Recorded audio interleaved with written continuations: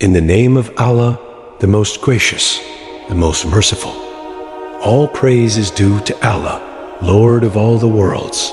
And may peace and blessings be upon the most noble of messengers, our Master Muhammad, and upon his family and all his companions. My beloved brothers and sisters, Assalamu alaikum wa rahmatullahi wa barakatuh. Today I stand before you to speak about a woman whose very mention fills the heart with light, whose name brings a smile to the lips of every believer, and whose life is a complete university of faith, love, knowledge, courage, and humility. She is the one the Prophet called Humaira, the rosy-cheeked one.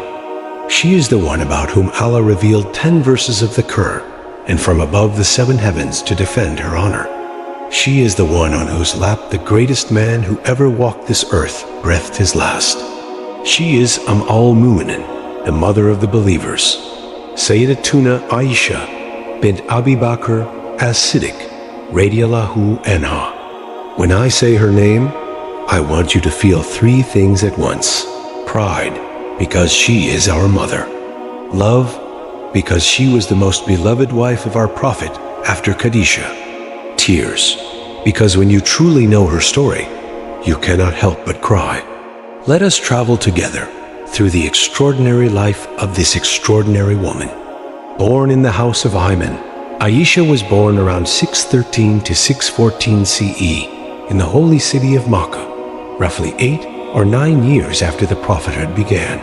Think about that. She was born into a family that had already accepted Islam. Her father was Abu Bakr, the first adult male to embrace Islam. Her mother was Ruman, a righteous woman from the early Muslims. So Aisha never knew shirk. She never saw idols in her home. She opened her eyes in a house that smelled of Ayman and Quran. That is why the scholars call her Siddiqa, from the cradle, the truthful one from the very beginning. She herself said, "I do not remember my parents, except that they were both upon the religion of Islam." Subhanallah. While other children were playing with clay idols, little Aisha was listening to her father crying in tahajjud and memorizing the latest revealed verses. The proposal that changed history. After the death of Sayyidah Khadijah, radiyallahu anha, the Prophet was grieving deeply. One day, Khala bint Hakim came to him and said, "O Messenger of Allah, shall I not find you a wife who will be a comfort to your eyes?" He asked shyly, "Who do you have in mind?" She replied, "If you like a virgin, then Aisha, the daughter of your beloved friend Abu Bakr. And if you like a mature woman, then Sada bint Zama." The Prophet said, "Go and mention me to them." Now imagine Abu Bakr's reaction when Khala came with the proposal. His best friend in the world wants to marry his little daughter? Abu Bakr was stunned. He said, "But O Khala, she is so young, and I had already engaged her to Jubair ibn Mutim."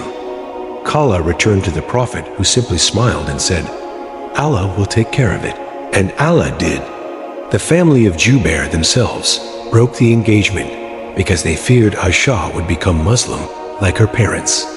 Allah cleared the path for the greatest marital love story in human history. Nikah at 6, Rukhsati at 9, the truth behind the numbers. The Nikah took place when Aisha was 6 or 7, and she moved to the Prophet's house after reaching puberty at 9, going on 10. Yes, we know this topic is controversial in 2025, but let me tell you something very clearly. In 7th century Arabia, this was completely normal. Not just among Muslims, but among Christians, Jews, Persians, Romans, everyone. Even the fiercest enemies of Islam at that time never used this as propaganda. The first person to make it an issue was an Orientalist 1,200 years later, sitting in his air-conditioned office. More importantly, Aisha herself never complained. In fact, she used to boast, "I was the only virgin the Prophet ever married." And she lived with him happily for 9 beautiful years. And do you know what the Prophet gave her as a wedding gift? A toy horse made of cloth with wings. He personally stuffed it and said, "Here, Aisha, this horse flies." She later laughed and said, "The Messenger of Allah used to race with me using toy horses on the floor." Brothers and sisters, the man who received wahi, who would stand in prayer until his feet swelled, was racing toy horses with his 9-year-old wife. That is the mercy of Muhammad sallallahu alaihi wasallam. Aisha said with pride, "No one was more beloved to the Messenger of Allah after my father than me. She was cheeky, she was witty, she was playful." Once they were traveling and she beat him in a running race. She shouted, "I won! I won!" Years later, after she had put on a little weight, they raced again. This time he won and grinned, "Ya Humara, this one makes us even." That playful smile of the Prophet, only Aisha could bring it out so often. Another time, an old woman visited. The Prophet asked, "Who is this?" Aisha cheekily replied, "This is just one of the old hags of the world." The Prophet laughed so hard that you could see his molar teeth. 5. The incident of Ifk.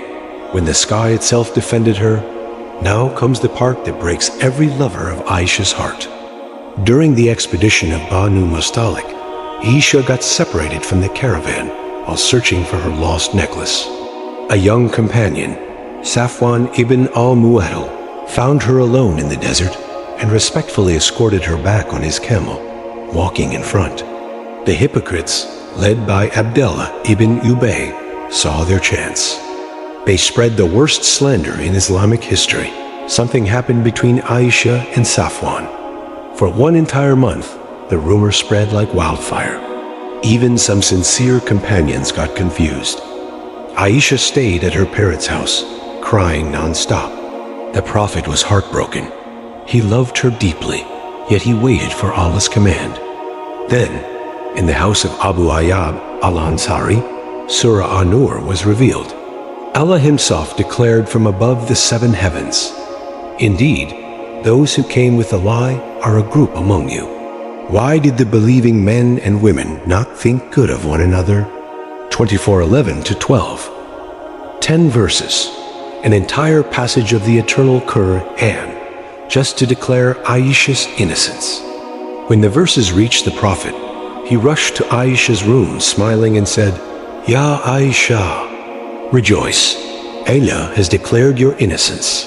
She looked up with tear-filled eyes and said, "I praise Allah, not you. That's our mother. Even in her pain, her tawhid was perfect." The greatest female scholar the world has ever seen. Listen to these statistics and hold your heart. 2,210 authentic hadiths narrated by Aisha, 1/4 of the entire Sharia. The rules we follow today reached us through her. Imam Azuri, the greatest scholar of his time, said, "If the knowledge of Aisha was weighed against the knowledge of all the other wives of the Prophet and all the women of the world, Aisha's knowledge would outweigh them all." Abu Musa al-Ash'ari said, "Whenever we companions faced difficulty in understanding a hadith, we went to Aisha and always found knowledge with her." Senior Sahaba Umar, Uthman, Ibn Abbas would sit in front of her like students. She taught openly behind a curtain, men on one side, women on the other, and she was fierce. Once a man misquoted a hadith in her class. She shouted, "Stand up! You have lied upon the Messenger of Allah." The Battle of the Camel, the most painful chapter after the martyrdom of Uthman ibn Affan, the Ummah fell into fitna. Ali became Khalifa, but Aisha, Talha, and Zubair wanted immediate justice for Uthman's killers. Miscommunication upon miscommunication led to the tragic Battle of the Camel in Basra, 656 CE. Aisha rode on a red camel, calling both armies to stop fighting. But the arrows flew anyway. When she heard the noise of battle, she cried, "O Allah, curse the killers of Uthman." Talha and Zubair were martyred. When Ali's forces won, he came personally to Aisha's howdah, greeted her with "Assalamu alaki, ya Ummi," "Peace be upon you, O my mother," and escorted her back to Medina with full honor, sending her brother Muhammad ibn Abi Bakr with her. Later, Aisha wept so bitterly for her involvement that whenever the battle was mentioned, she would cry until her scarf was soaked. She used to say, "I wish I had been a forgotten thing rather than having taken part in that day." But Allah tested the best of people so that we would learn lessons of unity for centuries. Her final years and departure. Aisha lived until the year 58 678 CE, surviving the Prophet by 47 years. She saw the Ummah grow. She taught generations. She remained the reference point for knowledge. On the night of 17th Ramadan 58 at the age of 66, she passed away. Her final words were, "Bury me with the other wives of the Prophet in Baqi, not next to him in his room. I am not worthy after what I did."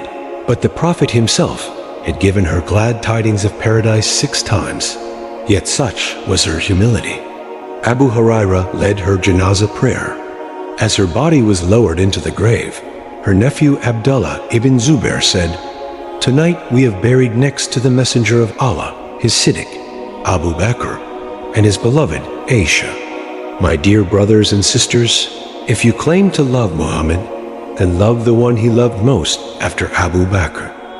If you disrespect Aisha, you disrespect the woman Allah defended with Quran.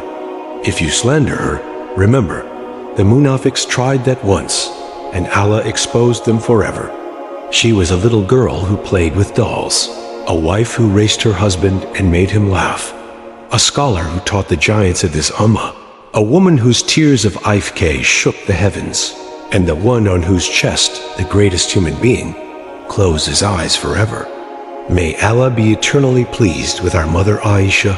May He unite us with her, with Abu Bakr, and with the beloved of Allah in the highest gardens of paradise.